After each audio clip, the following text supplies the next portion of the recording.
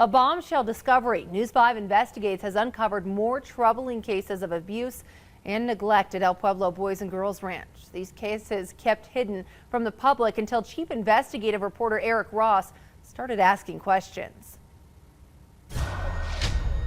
Good afternoon. The center closed its doors for good after the state suspended its license in the fall of last year.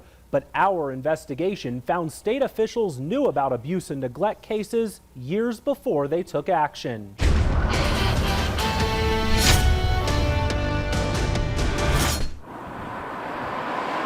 I do not want this place ever opened up again, so I was very happy. Lisa Mitchell is on a mission. They need to be held accountable. Accountable for the torture she says her son Sam and other children experienced at this facility for children and teens with psychiatric and behavioral issues.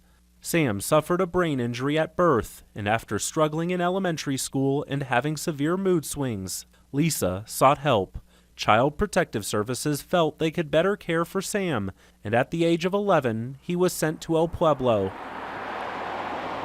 Little did she know what would take place inside this facility. I feel like it was so concealed, it was like a secret. Behind a brick wall, just feet away from freedom, is where Sam says staff physically abused and assaulted children. How were you treated at El Pueblo?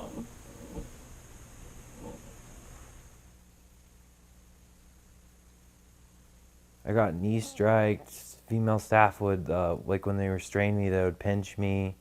Some staff would like choke me and to the point where my face is blue and I couldn't breathe. Parents were only allowed to see their children during scheduled visitation hours. It's during those visits that Sam would tell his mother about the abuse. In this photograph, masked by happy smiles, Lisa says the markings on Sam's forehead and hand are from restraints. These kids were retaliated against for speaking out about their abuse or their sexual assaults by staff members. In addition to restraints, Sam says any children, including him, who dared to speak up about abuse, were placed in solitary confinement, or what the center referred to as reflection cottages. I remember staying at reflection cottages for weeks and months. Locked in a room with a mattress and a small window. The ACLU eventually sued to ban solitary confinement and won, but the abuse continued. Lisa says she and other mothers tried to get authorities and the district attorney to investigate. We went down and we complained. We begged them to help us. Go there and investigate our children and help us. None of them would take the complaints. But behind closed doors, the Department of Human Services was aware of the abuse and neglect, documenting every sustained complaint, but never taking any action beyond requiring El Pueblo staff to acknowledge the problems and submit an action plan. In these state documents, never released to the public until now, we found case after case where staff failed to report abuse and neglect. Staff also lost medication, gave children wrong medication, and failed to notify a parent when their child ran away from the center.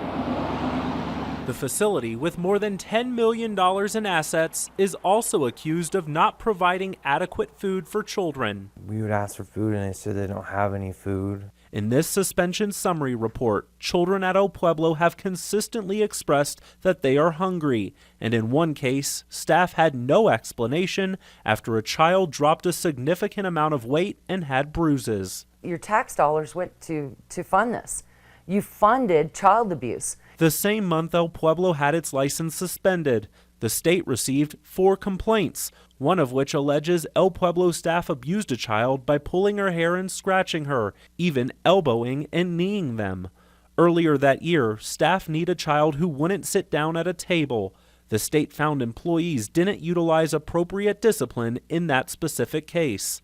Years prior, in 2013, a staff member kicked a child with his steel-toed boot because he was, quote, a slob.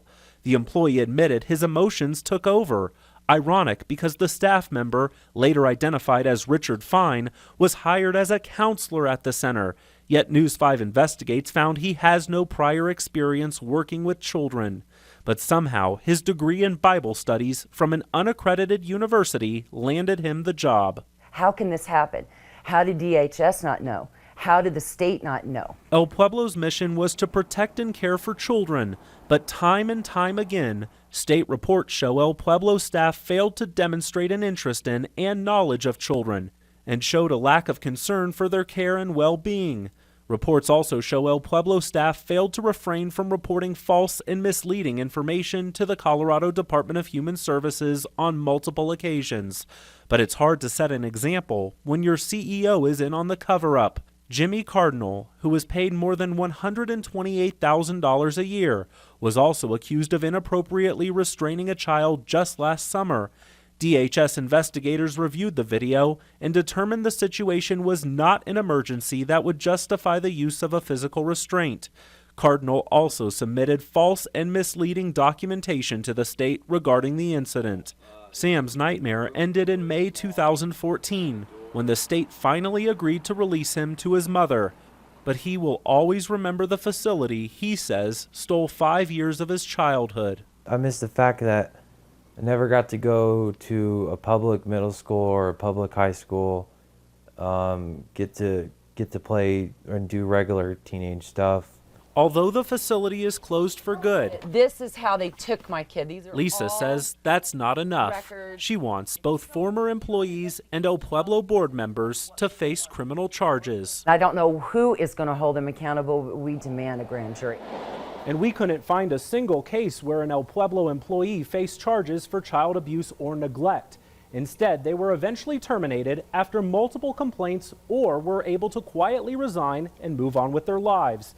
Now, we had an interview set up with DHS to talk about El Pueblo, but they canceled because of a scheduling conflict. They told us they will reschedule our appointment. We are just waiting on a date and time. Watching out for you, Eric Ross, News 5 Investigates.